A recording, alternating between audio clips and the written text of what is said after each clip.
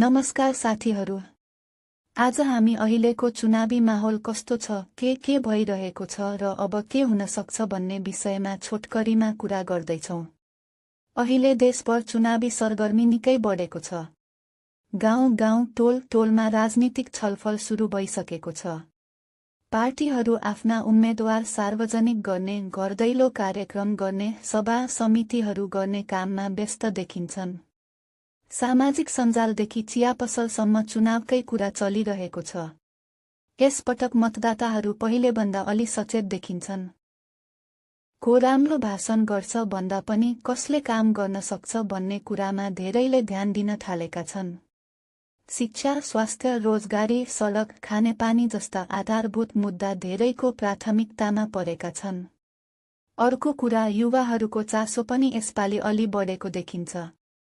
पहिले राजनीति मतलब टाढा बस्ने युवाहरू अहिले हाम्रो भोलि कसले बनाउने भन्ने प्रश्न गर्न थालेका छन्। यो सकारात्मक सङ्केत हो। तर चुनावसँगै केही चुनौतीहरू पनि छन्। आरोप प्रत्यारोप, झुटा प्रचार, सामाजिक सञ्जालमा गलत सूचना फैलिने जोखिम पनि उत्तिकै छ। त्यसैले हामी मतदाताले सुन्ने, बुझ्ने र सोचेर निर्णय गर्ने जिम्मेवारी अझ बढेको छ। अब के हुन्छ त? आगामी दिनमा चुनावी गतिविधि अझ तीव्र हुन्छन्।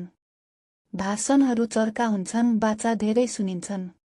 तर अन्तिम निर्णय भने जनताकै हातमा हुन्छ। मतपेटिकामा हालिने एउटै भोटले भोलिको दिशा तय गर्छ। त्यसैले भावनामा होइन, तथ्यमा आधारित भएर आफ्नो ठाउँ, आफ्नो भविष्य सोचेर मतदान गरौँ।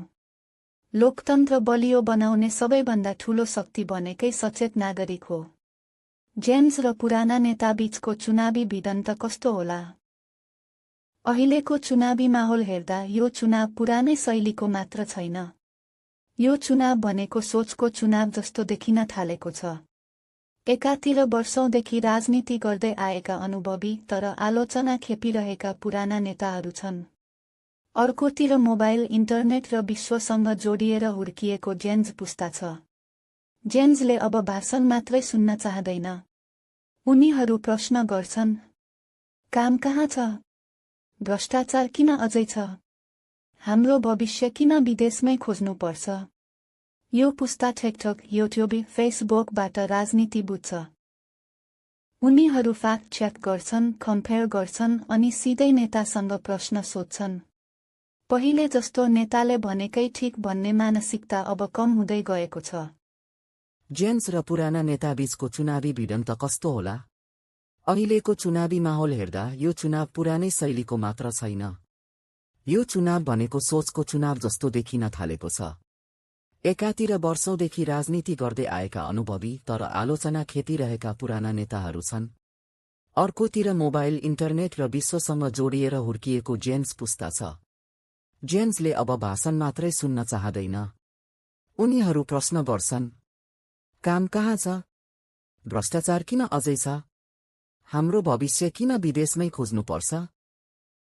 यो पुस्ता टिकटक, युट्युब, फेसबुकबाट राजनीति बुझ्छ। उनीहरू फ्याक्ट चेक गर्छन्, कम्पेयर गर्छन् अनि सिधै नेतासँग प्रश्न सोध्छन्। पहिले जस्तो नेताले भनेकै ठिक भन्ने मानसिकता अब कम हुँदै गएको छ।